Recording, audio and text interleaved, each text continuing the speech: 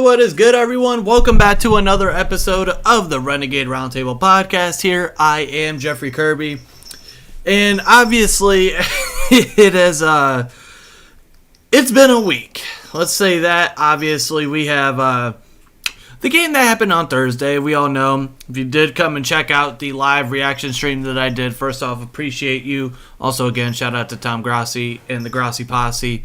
They came and raided me, so that was kind of cool. But yeah, other than that, I mean, that was not a good game at all, especially if you're a Steeler fan from the Cleveland area like myself. So obviously that was not the funnest thing in the world to deal with. Although I didn't really get it as much as usual, which was very nice. But yeah, it was definitely not fun, just overall. And especially, we're getting right into things here.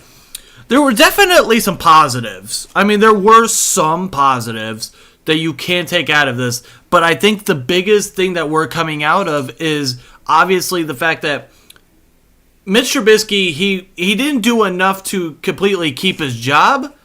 But, I mean, he didn't do enough to lose his job, but, you know, he didn't do enough to win the game. He's in that middle ground that all of us fans were absolutely despising and hoping that didn't happen, and that's exactly what did happen.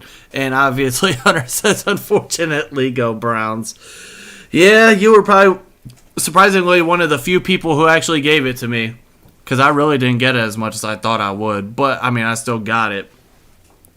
But yeah, that was just the one thing that we were all hoping. I mean, and Hunter was on with me last week, and I said this. I said, secretly, there are some fans that were hoping that the Browns completely obliterate the Steelers, and Mitch Trubisky just goes haywire, and things just go all straight to hell. That's what they were. There were some fans that were hoping, and fortunately, go Browns. Roll Tide.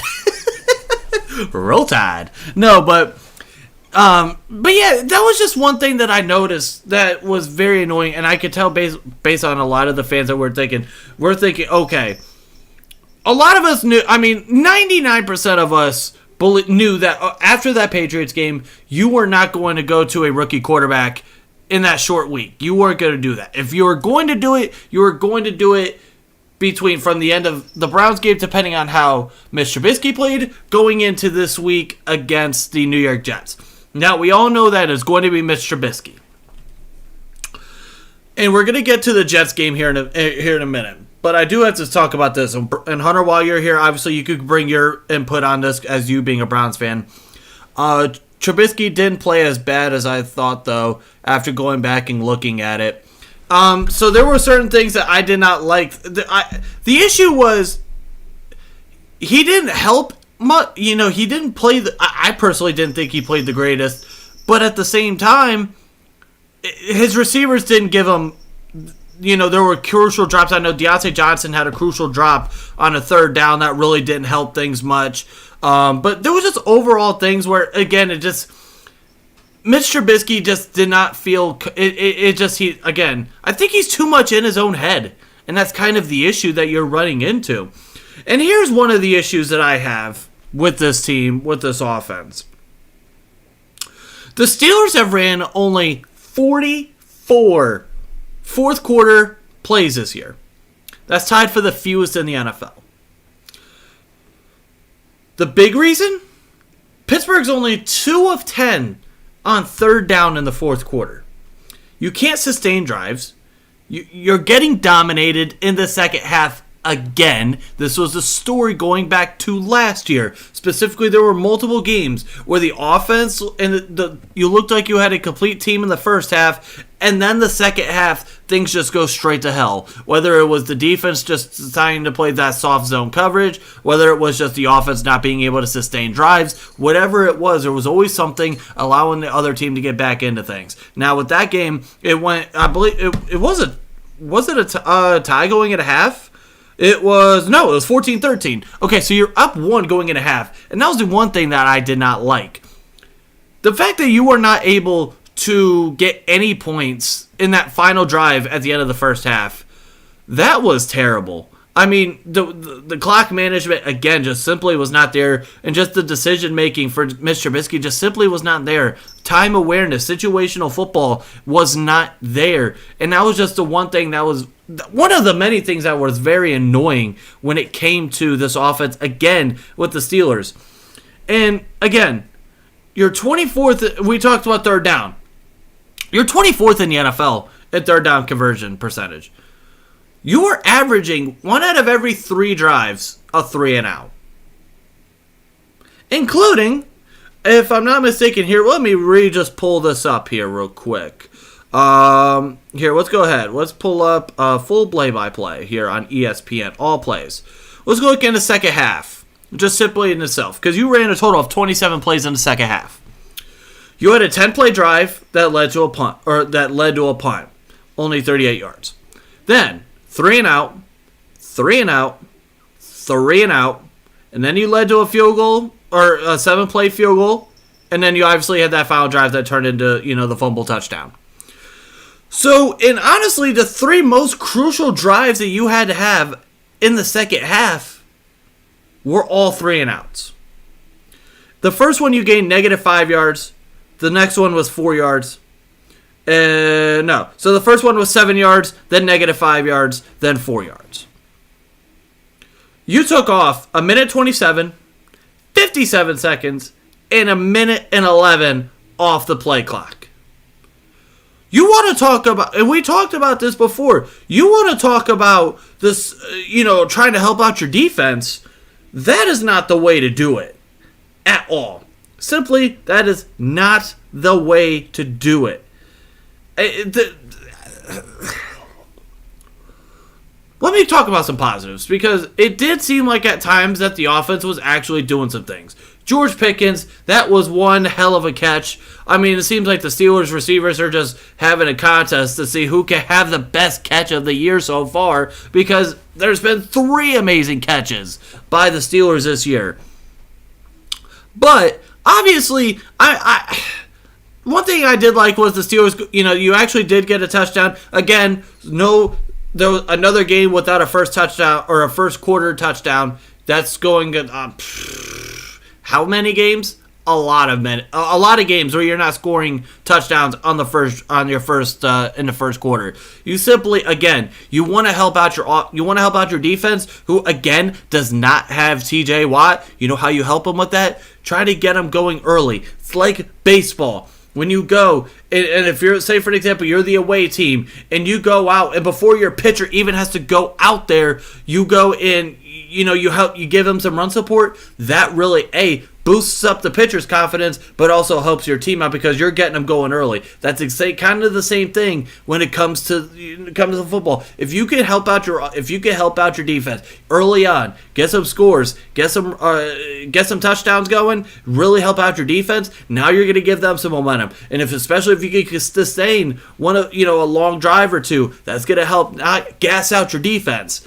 Those are things that will really help out this team that you're not doing right now. No, and that's just one of the many, many issues that we're running into with this team. And you want to talk about issues. So you have a game against the Jets this Sunday, which some people, and we're going to ask this question here in a little bit. Is this game a must-win? I did a poll earlier the week on the Renegade Roundtable Twitter. We'll give the results to that.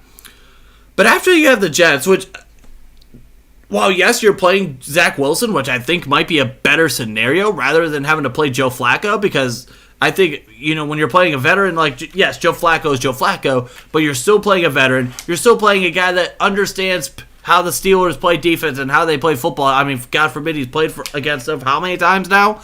But even then, this is not a guarantee win. You have Zach Wilson coming in, he's having his debut. So, I mean, yes, you have that going for you. But my thing is, even then, this game is not a fully guarantee, especially with the way that this team has been playing.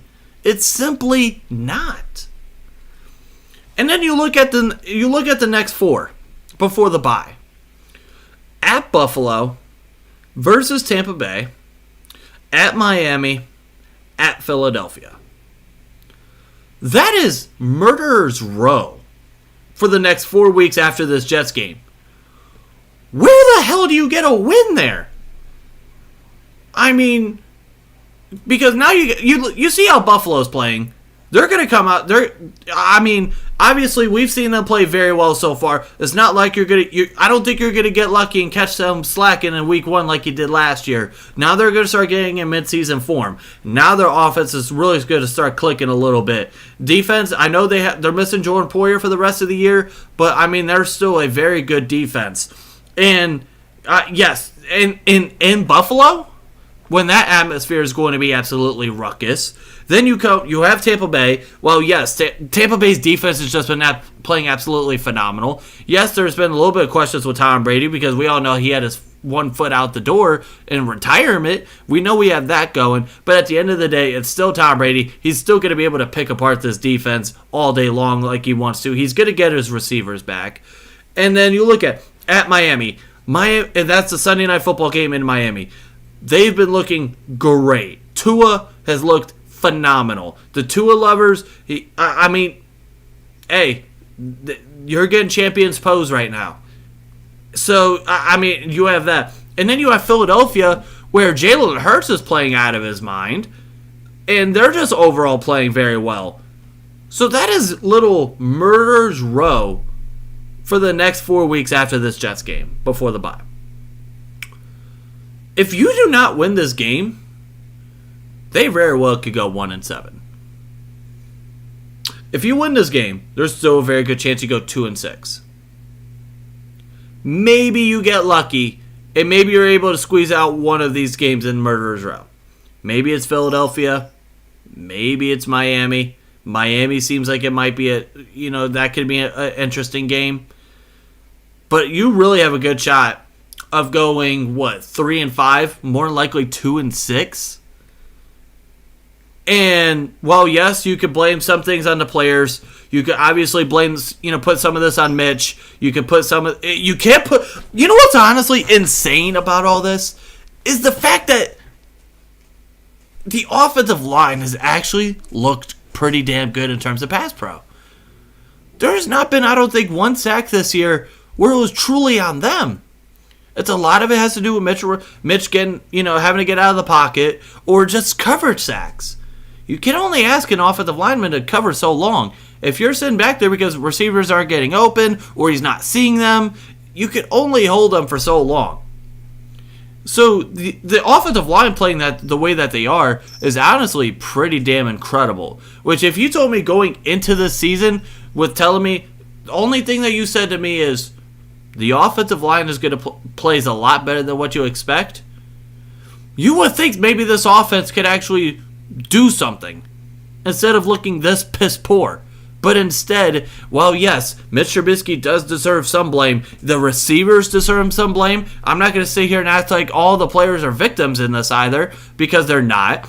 Maybe you could run crisper routes, whether it's, maybe not dropping balls on third downs in crucial situations, helping out your quarterback. But, you also have to say this is on the coaching staff. And I'm not going to put all of this on Matt Canada. I'm not. Because at the end of the day, for all we know, from right now, the kind of vibe that a lot of us are getting is the vibe that this is what Mike Tomlin wanted. Mike Tomlin wants complimentary football. He wants he wants a conservative, don't turn the ball over football. This is what he wants. I've heard a lot of Steeler fans, and I'm one of the Steeler fans that did not hate Todd Haley. There was some Steeler fans that wanted him out. They didn't like him for whatever reason. I was never one of those fans. I was mad when he left because I really saw what the offense did. And when you have a lot of fans saying that they would prefer Todd Haley back, that they are praying to the Lord above Todd Haley would come back, that is saying something. But again, can't put all of this on Matt Canada. Well, because at the end of the day, who was the one that hired him, that brought him in? Mike Tomlin. Who's the one that's probably going out there and saying, this is the kind of offense that I want this team to run? Probably Mike Tomlin. Because a lot of us wanted, there was a lot of people that wanted to shit on Matt Canada based on the offense. But again, And then there were some people, and I'm going to be included in this as well, where we were bitching and complaining about Ben Roethlisberger. Seeing how this offense is looking now, first off, we might have to give Ben Roethlisberger a huge apology. Because although at times, yes, the offense did look rough, I mean, Ben Roethlisberger was actually able to do something.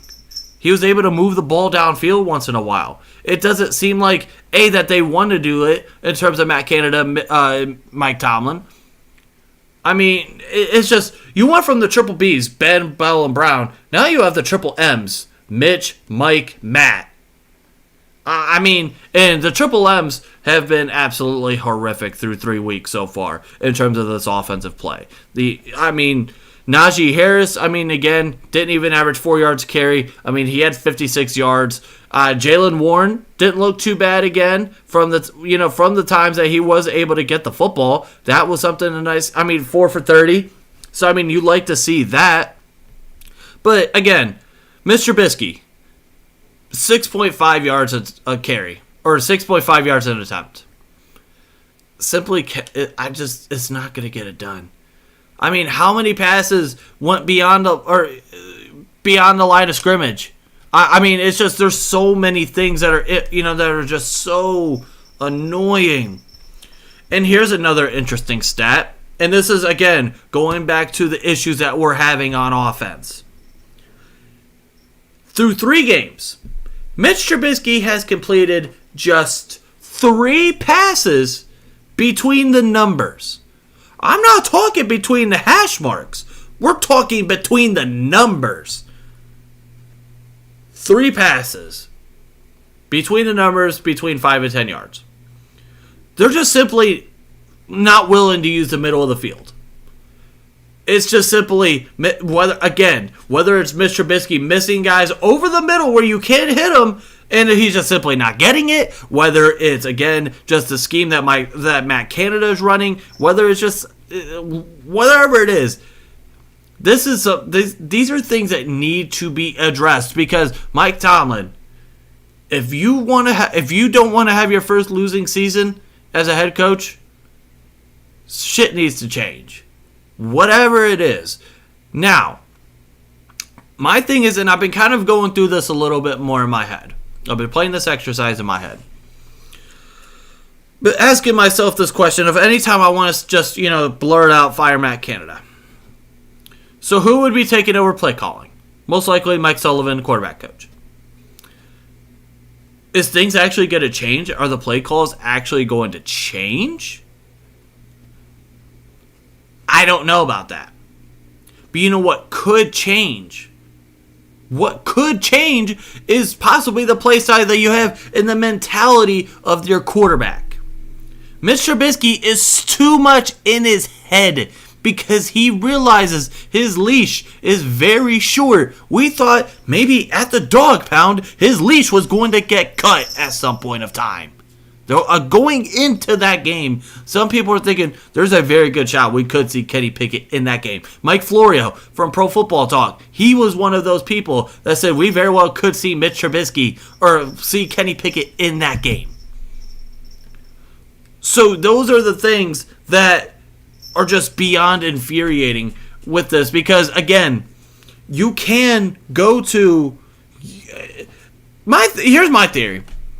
If we don't see Kenny Pickett in this game against the Jets, I don't think we're seeing him again. We're not seeing him to the bye.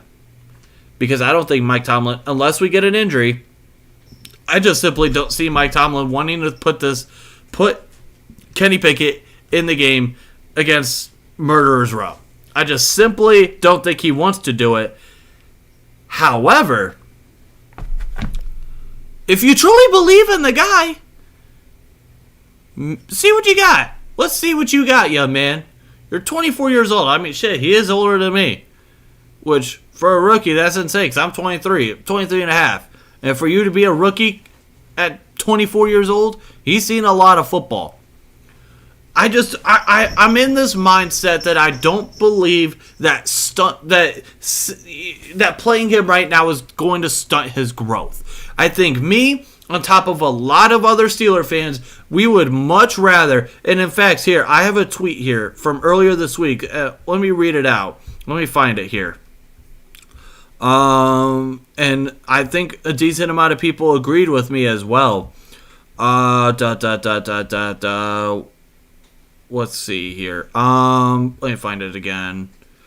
Oh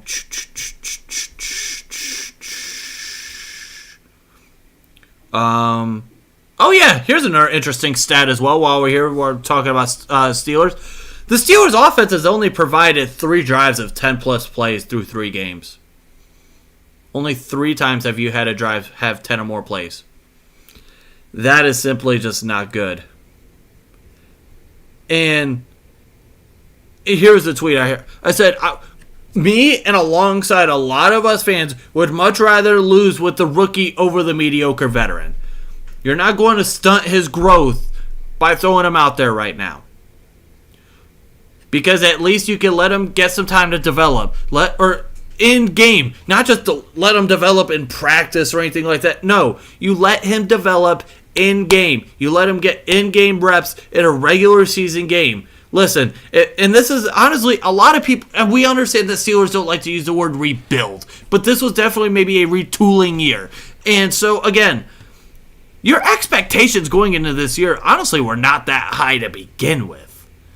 So at the end of the day, say you put Kenny Pickett out there right now. You still, we would much rather take the results that you're going to get from that, understanding that, yes, there is going to be that rookie wall, or not rookie wall, but there's going to be, there's going to be some different things that he's going to go throughout his year. And we understand that. We're much more willing to watch that offense that's ran by Kenny Pickett, unless he just looks, again, like the second coming of Deshaun Kaiser from the 2017 Browns that went 0-16. Unless it's looking that bad, whatever obstacles that you're going through with the offense with Kenny Pickett, I think Steelers fans would much prefer that. If you're losing games, but at least you're seeing some development within the offense, whether it's actually maybe throwing the ball downfield a little, or throwing the ball over the middle a little bit more, not having every single thing out breaking, having a little bit more innovation, stuff like that. I think we would be much more willing to be accepting, rather than, and being more understanding, rather than, because it's much more frustrating to see. It's much more frustrating knowing that you have a guy who's not your future quarterback. That's the more annoying part out of all this. So this team sometimes just makes me want to make my head explode. Again, going from the way that they're handling this QB situation, whether it's, again, not being able to sustain long drives, and again, now obviously not having TJ Watt out there on defense does not help things out whatsoever. But, again, the way that Mitch has handled, the end of halves. And here's another thing, and this was something that if you were with me last year through the podcast, I harped on this a ton. Time of possession. Through 3 games for the Pittsburgh Steelers, you had 23 minutes and 51 seconds of time of possession versus the Browns. 26 minutes and 24 seconds versus the Patriots. And here's the funniest of them. 26 minutes and 18 seconds versus the Bengals, where you had an extra 10 minutes of play. When you even had an extra you had 2/3 of a new quarter. You still couldn't get to 30 minutes of time of possession. You know how bad that is? Again, we're going at historic rates on how many snaps this defense is going to have to play this year if you continue this. We're seeing, very, very small flashes of the run game, but other than that, you're not really able to run the football. The passing game has just been abysmal. You're running the same short out stuff that you've been running all year long. I personally thought we might see a little bit more of the RPO game, because I think in that case that would really, that can help open things up just a little bit more. But again, the unwillingness and just lack of wanting to throw over the middle, just having everything shorten out, those are just certain things that, again, are just making things that much more infuriating with this team. I mean, again, when you run 44 fourth quarter plays, 44 fourth quarter plays through 3 games. That is like what? Maybe 14, 15 plays in the fourth quarter on average. That's just in this day and age, it's just not going to work. That's just not how you handle things whatsoever. And the other thing too, one thing real quick, going back to this Browns game real quick. You ran, obviously, like I mentioned earlier, you ran only 27 plays in the second half, which included 3 3-and-outs. And the other thing that was more infuriating was the fact that you had opportunities to win that game, but you don't do it when you get outscored 16-3 in the second half. That's just simply not how you do it. Period. Point blank. Period. You're not going to win football games getting out. You know, again, with the way that this formula is looking like going for the Pittsburgh Steelers team, you're going to be looking at a top 10 pick, which for the first time in my life, or for the first time in my Steeler fandom life, the only time I've ever seen the Steelers have a top 10 pick was because it was when they traded up to get Devin Bush in 2019. Other than that, I've never seen this team with a top 10 pick. But right now, that's what you're looking at if you don't get shit going quick, fast, and in a hurry. But hey, you know what? There was a depth chart change. Changes are being made with this roster. But it's not at quarterback. It's at defensive tackle. It is at defensive tackle where now, instead of Tyson Alualu being your starting nose tackle, it's now Montravius Adams. So we're willing to... we're seeing some sort of change, but it's not the change that we're looking for. And you know what's going to be... Here's the thing that's so... And here's the part that I'm looking forward to the most with this game. Now, with where I'm going, I'm not going to be able to hear the crowd. I'm not going to be able to hear the announcing. But when I go watching this game, if they go 3-and-out, say in your first drive, first offensive drive, you get a run play with Najee, 2 yards. And then another one, maybe another pass play, you get 4 yards. So now you're what, third and 4. And then you just do something, and then it's just another 3-and-out off the rip. That place is going to go bonkers right off the jump with boos and the people who are not booing. It's going to be Kenny Pickett chants. You're going to have Kenny Pickett chants and booing right off the rip. Mike Tomlin's going to hear this one because he claimed in that game against New England he didn't hear it. He's going to hear it this time because they will be loud and they will make sure that they know that, listen, it's time. This isn't it. The worst situation that you could have happen if you're a guy that, like a lot of the fans now who say, listen, it's time. It's time. We got to do it. Time to put in Kenny. The worst thing that you could have happen is for Mitch Trubisky to show flashes. Again, but still overall just not do enough to win the football game. And here's my issue. I'm not one of those guys that's rooting against Mitch Trubisky. Listen, if I would going into this year, I wanted Mitch Trubisky to succeed. I wasn't going to be one of those guys that rooted for one guy over the whole team because there were some Kenny Pickett, meat lovers who would prefer to see this team lose in order if that meant to get Kenny Pickett in the game. No, I wanted it. Listen, if Mitch Trubisky could go out there and play well, I was all for it. But if it meant Kenny Pickett comes in at some point in time and plays well, I'm all for it. I'm rooting for the name on the front of the jersey, not the back of the jersey. But we're just at the point now where it's like, we're just getting to that point of explosion. It's like when you have a guy that's getting ready to get to his boiling point. That's where fans are starting to get with this offense and Mitch Trubisky out there. And Mitch Trubisky seems like a very nice guy.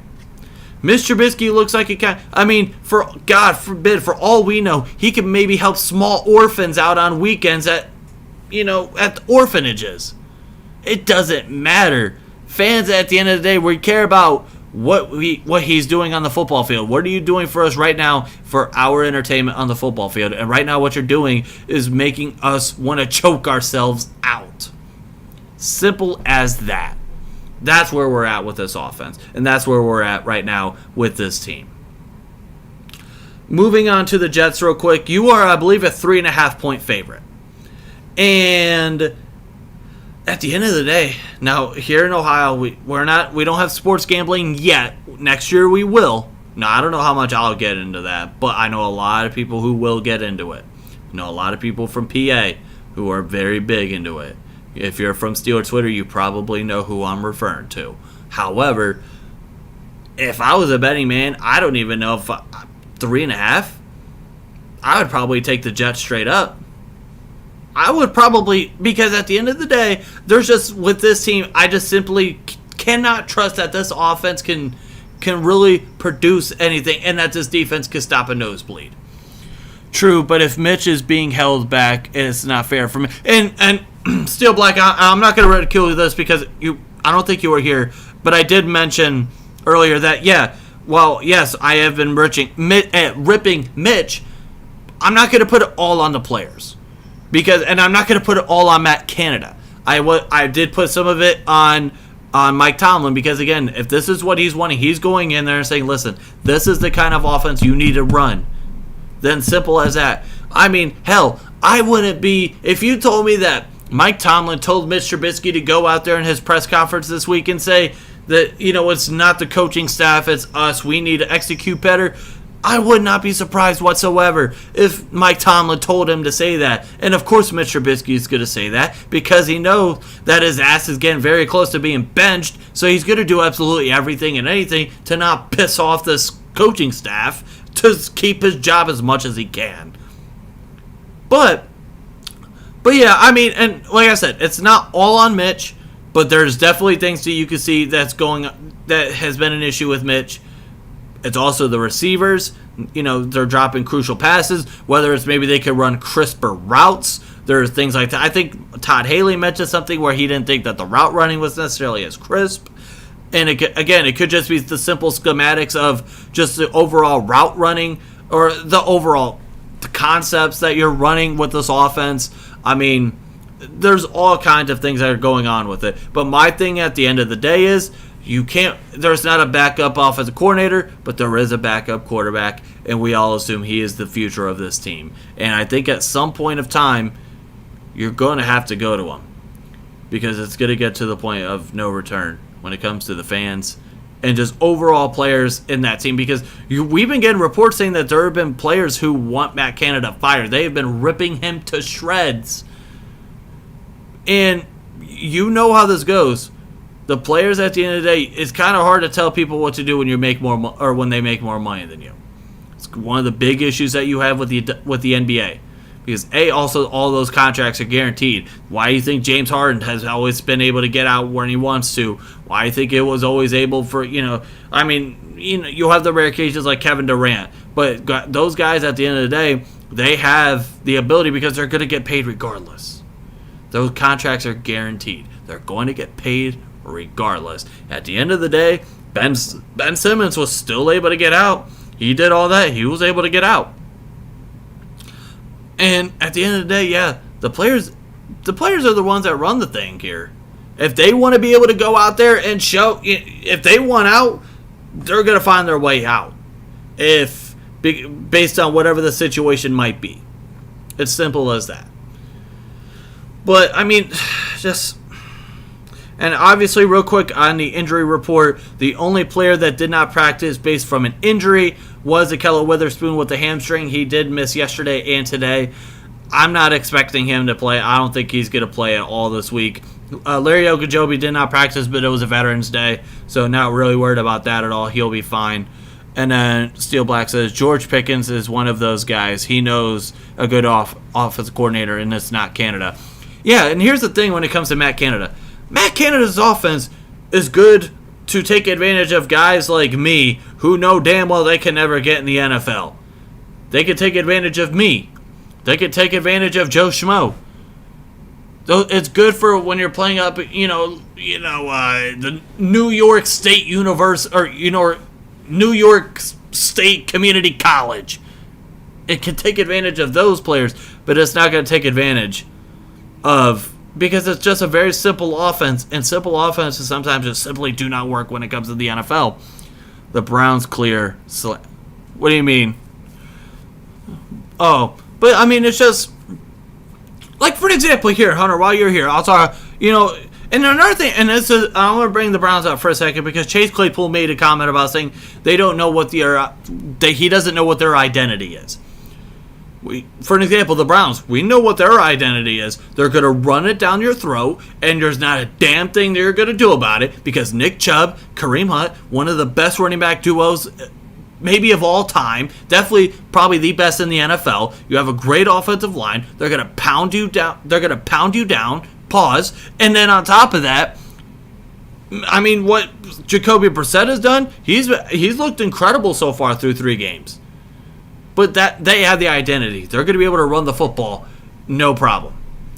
What the hell is the identity with this team? Anyone have an answer?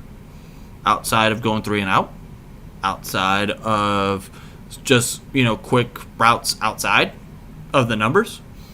Anyone have that answer? Didn't think so, because we don't know. The players are talking about themselves. What is our identity? Buffalo, their identity is we're going to be able to sling the rock like no tomorrow, no problem, and there ain't a damn thing you're going to do about it. Kansas City, same thing. Seems like that's what's going on with Miami. Same damn thing. And this is the issue that you're running into again. Bad teams typically don't have any type of identity, or if they try to, they just simply can't execute it. Which, it's different when you have an identity, but you can't execute it to the best of your ability. It's a whole lot worse when you don't even know what your identity is. You don't simply have one. That's how bad and that's how miscombobulated everything is with this team. So, I mean, as you can see, I'm just the frustration is just there. It's just so annoying. And real quick here is a poll, and I mentioned I was going to talk about this a little earlier. And I asked whether this game was a must-win for the Steelers this week. Now, it's only week 4, but a must-win. 88% said yes, including a comment that said, LOL, yes. 88%. That is almost 9 out of every 10 fans saying, yes, this game is must-win. Kind of an issue. And I'm not saying that they're wrong, because if you lose this game, the mindset, now this isn't the first time we've gone 1-3. We started off 1-3 last year. We started off 1-3 in 2019. We started off 1-2-1 in 2018. But at the end of the day, this is not a team where you can just come back from and just have Tomlin or have Mike Tomlin say, oh yeah, we'll be fine. We'll figure it out. Defense is just going to be able to help us carry. No, that's not going to be the case. Jeff, why are you ignoring the fact that the Browns are going to win multiple Super Bowls? Because it's simply not happening. It's just not happening. You guys aren't even winning one. Calling it now. Frozen cold takes? Hey, have this bookmarked and ready to go. Browns are not winning a Super Bowl with Deshaun Watson. Deshaun Watson's going to end his career zap zero Super Bowls with the Browns. Calling it now. But other than that, this offense has just been infuriating. Obviously, the defense without TJ Watt, you could tell that this is just one big old Jenga piece. This whole defense is a big old Jenga stack. You pull out one piece, a.k.a. TJ Watt, and everything starts crumbling down. Starts crumbling like a moist cookie. It's just not good. We understood. And can we also talk about how Mike Tomlin is 0-6 in his career without TJ Watt, since TJ Watt's been in the league? 0-6. Oh God! Now we got Parker in here. Hi Parker, how are you doing today? I heard you were looking like the second coming of Aaron McDonald's. So, in your game earlier this week, I heard you were the second coming of Aaron McDonald. So, I will give you props there. But other than that, I mean, I don't really think I got anything else. I mean, I guess shout out to Aaron Judge for doing, hitting a 61st home run. Really don't matter to me. He didn't break the all-time record. It's still Bonds. I don't give a damn about, whatever this little AL record. I could give less of a damn. Get to 74, then we'll talk. It ain't happening. I simply could care less about it. Also, again, do want to say continue to prayer for everyone down in Florida. Know a couple people. Shout out to Jared.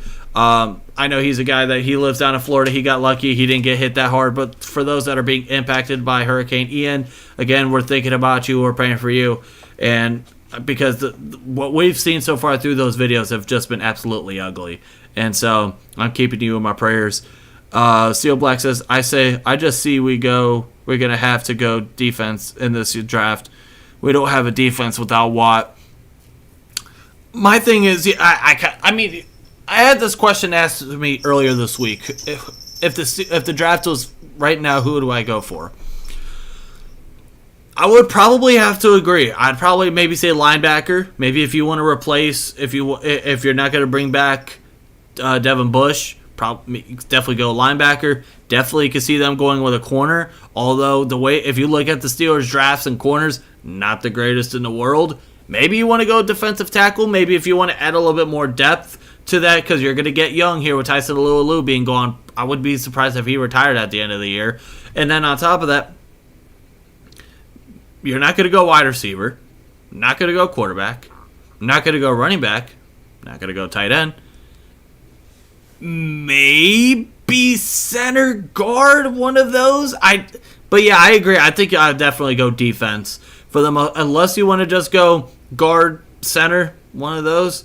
That's the only thing I could really think that you would want to go first round on for this team.